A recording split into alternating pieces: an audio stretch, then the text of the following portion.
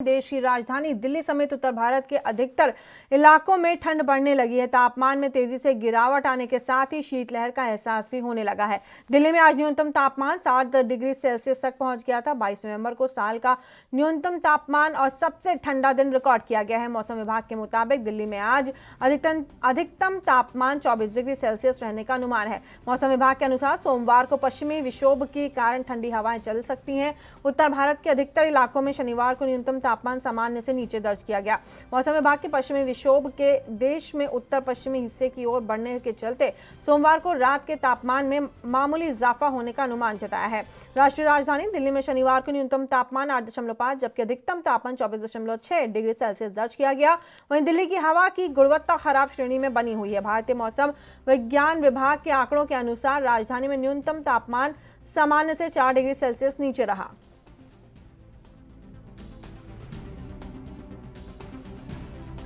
और आपको बता दें कि दिल्ली में भी ठंड का असर दिखने लग गया है। अब लगातार दिल्ली में तापमान में गिरावट आ रही है। आपको बता दें कि सबसे ठंडा दिन दिल्ली में कहा जा रहा है 7 डिग्री सेल्सियस तापमान। पहाड़ों पर बर्फबारी से मैदानी इलाकों में शीतलहर का असर देखने को मिल रहा है। सुबह के वक्त ज्यादा ठंड होने की वजह से तमाम चीजें उत्तर भारत में तापमान में गिरावट आई है। आपको बता दें पहाड़ी इलाकों में बर्फबारी हुई है और उसी के चलते जो मैदानी इलाके हैं उसमें ठंड बढ़ गई है। शीतलहर के साथ साथ गलन वाली ठंड भी महसूस की गई है। आपको बता दें सुबह के वक्त और शाम के वक्त शीतलहर से कंपन का एहसास होने लगा है। देश की राजधानी दिल्ली समेत उत्तर भारत के अधिकतर इलाकों में ठंड बढ़ रही। तापमान में तेजी से गिरावट आने के साथ ही शीतलहर का एहसास भी होने लग गया है। दिल्ली में आज न्यूनतम तापमान 7 डिग्री सेल्सियस तक पहुंच गया है। वहीं 22 नवंबर को साल का न्यूनतम तापमान और सबसे ठंडा दिन रिकॉर्ड किया गया है, यानी कि नवंबर महीने का सबसे ठंडा दिन इसको माना गया है। वहीं मौसम विभाग की माने तो दिल्ली में आज अधिकतम तापमान 24 डिग्री सेल्सियस रहने का अनुमान है। मौसम विभाग के अनुसार सोमवार को पश्चिमी विक्षोभ के कारण ठंडी हवाएं चल सकती हैं। उत्तर भारत के अधिकतर इलाकों में शनिवार को न्यूनतम तापमान सामान्य से नीचे ही दर्ज किया गया है। मौसम विभाग ने पश्चिमी विक्षोभ के देश के उत्तर पश्चिमी हिस्से की ओर से बढ़ने के चलते सोमवार को रात के तापमान में मामूली इजाफा होने का अनुमान।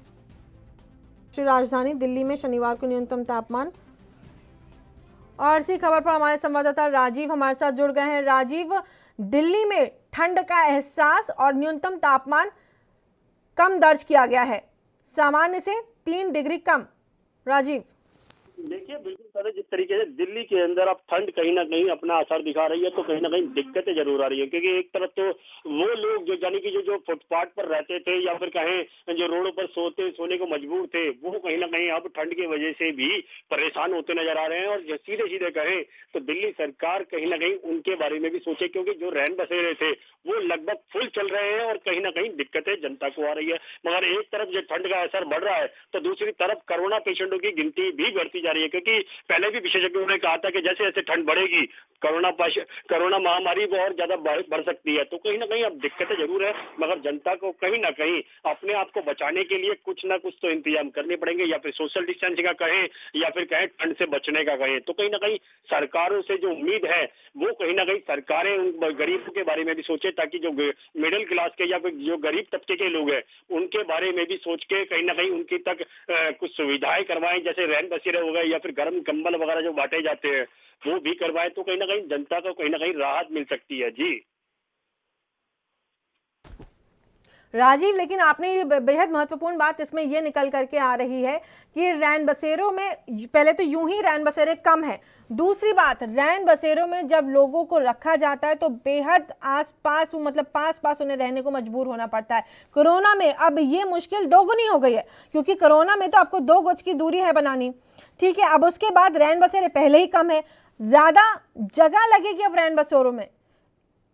देखिए, एक चीज तो स्पष्ट है, जहाँ 2 गज की दूरी की बात है, तो वो कहीं न कहीं बाजारों के अंदर भी दिल्ली सरकार फेल होने नजर आई है, क्योंकि दिल्ली की जो सरकारें थी, हर चीज को अनलॉक किया गया और बाजारों की कहीं न कहीं स्थिति इतनी डरावनी हो चुकी है कि अगर बाजारों के अंदर किसी एक व्यक्ति को वायरस होता है, तो कहीं न कहीं वो तमाम उन लोगों को भी हो जाएगा वायरस, और जो उन लोगों से बचना चाह रहे थे। मगर कहीं न कहीं अब बात करें रैन बसेरों की, तो रैन बसेरों के अंदर भी वही स्थिति है, क्योंकि रैन बसेरे गिनती के हैं और दिल्ली सरकार बेशक दावे करती है कि हमने रैन बसेरे बना लिए, यहाँ पर ये बना दी, ये सुविधाएं दे दी, मगर सिर्फ ऐड करना ही काफी नहीं है, क्योंकि जब धरातल की बात करें तो धरातल के अंदर रैन बसेरे वैसे ही कम है, उनके अंदर रहने की जो सुविधाएं हैं वो ढंग से नहीं मिल पाती है। मगर जिस तरीके से अब 2 गज की दूरी की जो बात है, यानी कोरोना पेशेंटों की कोरोना वायरस से भी बचना है और ठंड से भी बचना है, तो कहीं ना कहीं दिल्ली सरकार को नहीं बल्कि अब जनता को दिक्कत आ रही है। दिल्ली सरकार तो दावे कर देती है, मगर दावे धरातल पर साबित नहीं हो पाते हैं और जनता कहीं ना कहीं परेशान और जूझती भी नजर आती है। क्योंकि नई दिल्ली स्टेशन की बात करें, वहां पर भी लोग बाग ठंड की वजह से बस में ठिठुरते नजर आते हैं, और यहाँ तक कि जो कोई आग जला के सहारा ले रहा होता है वो उनके पास ही जाके बैठना पसंद करते हैं। मगर दिल्ली सरकार को उन गरीबों के बारे में भी सोचना होगा, कोरोना पेशेंट हो या फिर वो गरीब जो ठंड से बच रहा हो, वो कहीं ना कहीं दोनों तरफ देखना होगा दिल्ली सरकार को। मगर दिल्ली सरकार शायद बड़े लोगों के बारे में सोचती है कि जिनसे टैक्स वसूला जाता जरूरी, है। जैसे आपने बताया, अलाव की सुविधा भी मुहैया कराना, अलाव भी तमाम उन लोगों को जिनके पास घर नहीं है, जो रैन बसेर में रहने को मजबूर है या फिर तिरपाल लगा करके सड़क पे रहते हैं, उन तक अलाव पहुंचाना, उनके पास कंबल पहुंचाना, ये तमाम चीजें यूं तो सरकार को करनी चाहिए, लेकिन सरकार इन सभी चीजों में विफल नजर आती है। राजीव, देखिए, बिल्कुल बता दें, जिस तरीके से बात करें, जो रोड के किनारे रहते हैं या फिर फुटपाथ पर रहने को मजबूर है, टेंट लगा के या फिर कहें तिरपाल बिछाकर, वो कहीं ना कहीं उन तक वो सुविधाएं पहुंच ही नहीं पाती। अगर उनसे हम बात करने की कोशिश करें तो वो कहते हैं दिल्ली सरकार हो या केंद्र सरकार हो, उन तक ऐसी कोई भी सुविधा नहीं पहुंच पाती है, यहाँ तक कि कोई कंबल तक देने नहीं आता है। तो कहीं ना कहीं एक शर्म आती है कि हम किस जमाने के अंदर है, किस सरकार से क्या उम्मीद कर रहे हैं जो इन गरीबों तक इतनी सुविधाएं नहीं पहुंच पाती। कारण वही होता है क्योंकि बड़े बड़े होर्डिंग पोस्टर लगा दिए जाते हैं, गाइडलाइन बना दी जाती है, बड़े बड़े अनाउंस कर दिया जाता है कि गरीबों को ये सुविधाएं दी जाएगी, गरीबों को वो सुविधाएं दी जाएंगी, मगर धरातल पर सिर्फ जीरो नजर आता है और कुछ नहीं। जी, जानकारियों के लिए राजीव आपका बहुत बहुत धन्यवाद। तुम्हारे संवाददाता राजीव हमारे साथ जुड़े हुए थे चर्चा में। और दिल्ली में ठंड का कहर देखने को अब मिल रहा है और आने वाले दिनों में और भी ज्यादा ठंडक दिल्ली में बढ़ती नजर आएगी। देश दुनिया की खबरों के लिए ANB न्यूज को सब्सक्राइब करें और बेल आइकन दबाएं।